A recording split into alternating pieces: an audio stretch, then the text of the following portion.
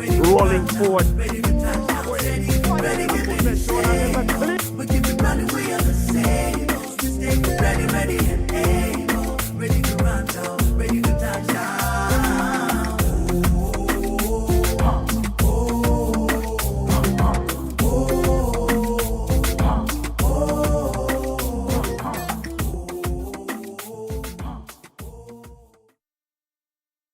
The whole week felt like it was our time without sounding arrogant. Like there was this steely look in everyone's eyes. It wasn't arrogance. It was just, nah, this is our time to shine and to change the course of history for the rugby in this country. Like this is our moment.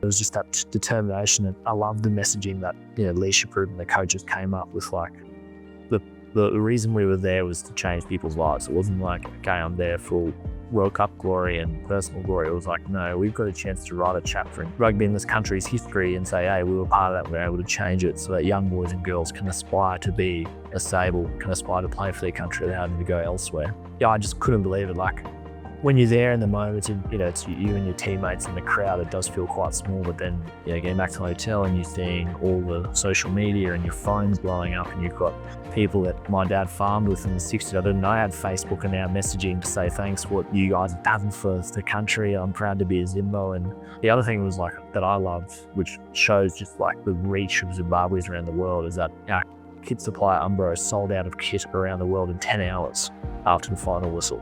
10 hours, like that's pretty cool for a team that last year was ranked 37th in the world and now it's 24th in the world. Like it is really special. And Zimbabweans are really proud people, and they've had to go around the world to further their careers or whatever it may be, but they're still proud Zimbabweans at heart. And to see that and just super grateful to have been part of that journey. Like Pete and Cassette didn't have to reach out to this player that was at the back end of his professional career and saw something in me and, saw something in the way they put together this team and did it with, a quarter of the budget of the other teams. But there was that unifying purpose of good people with a good purpose rowing in the boat the same way together. Anything's possible.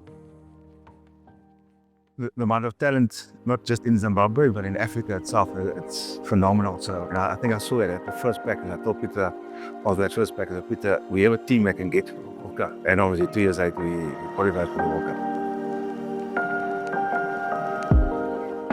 To be honest, I think the driving force around was actually the unknown. So following Peter and following his sort of pathway, it just looked like something that was quite on the up, contributing to something literally as going to start from the beginning again.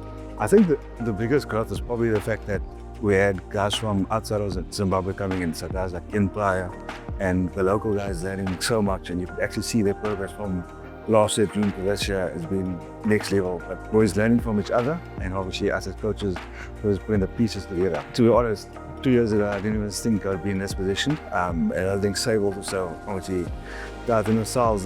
So it's incredible to know what we've achieved in the last 2 years. We take it back before Africa Cup last year, 2022 happened and 2023 wasn't much rugby. So the fact that we achieved what we did in the last 2 years is just next level. I just think naturally about the culture within the squad. Before any gym session, guys are singing and going crazy after gym, after practice in the pool. We have D-Mac, probably reserve title prop, and he leads the culture in the team. We talk about the cliche, the family environment, and it literally is a family environment. Guys love being each other's company. I think the last 2 years has been that actual story where everything's amazing. The biggest thing about being a Sable is the life lessons that you learn. The people you associate with, you associate yourself with some big players, some proper people who you actually learn life lessons from. And it has been a fantastic journey, a few highs and lows, but it has been a very good journey so far for me.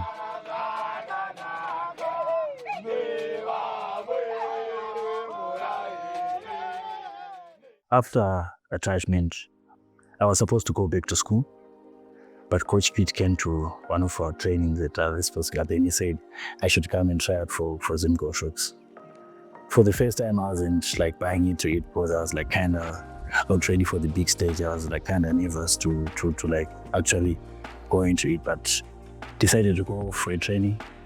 Then after that training, continued training, and I paused school for a bit for that semester. Then I played same Shocks for the whole year.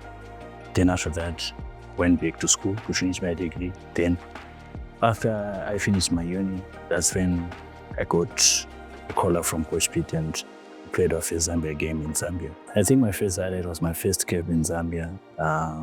That was probably the biggest highlight so far. That just getting the opportunity to wear the jersey and representing my country for the first time, singing the national anthem, playing the game, winning. Last minute was tight, but we won the game.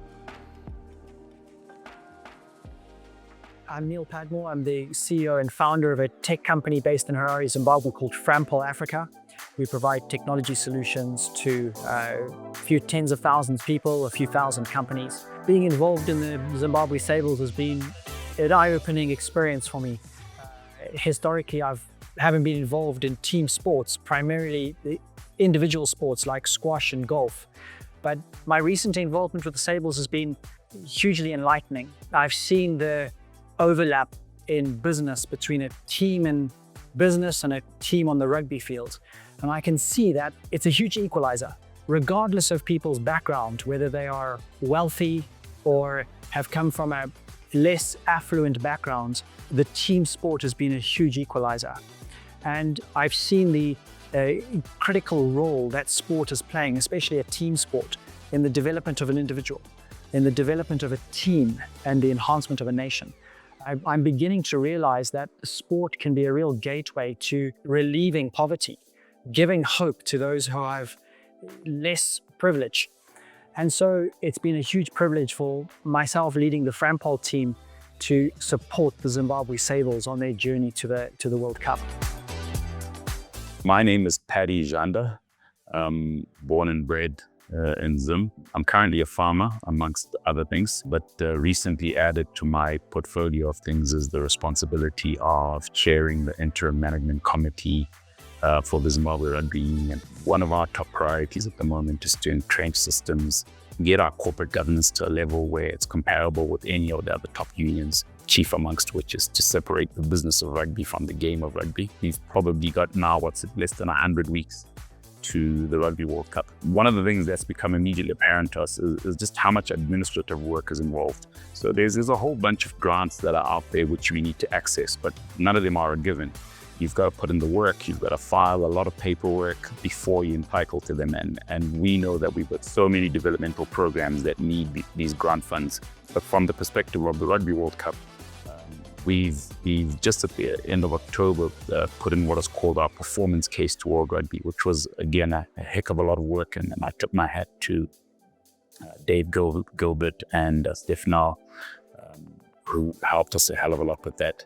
And the guys from the union, of course, who put in their time with that. Outside of that, we've then got to keep the game of rugby going locally. So we don't get to only focus on the World Cup. And again, the National League, it's kind of disintegrated into separate provincial leagues. And one of the things that's top of the priority now is to try re-establish a national league where everyone plays everyone. And again, the constraint is always resources.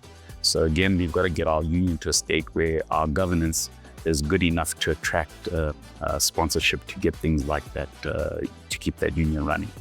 And then I think one of the more immediate and most exciting things that we've got to be working on now is we're on the eve of the inaugural World Rugby Nations Cup. And we're going to get something like 6 games against Tier 2 nations. We've got a lot of things hanging in the air at the moment as to where we're going to be based. It looks like we're going to have a European base, and we'll be playing teams in the US for our away matches, and then we'll be based somewhere in Europe for our home games. So we're entering territory that probably Zim hasn't been at a long time. So things like broadcast rights, and so there are opportunities as well as things that we need to make sure we do right. We can certainly feel some traction, and I'm more encouraged in the little time that we've been around than disheartened, let's put it that way.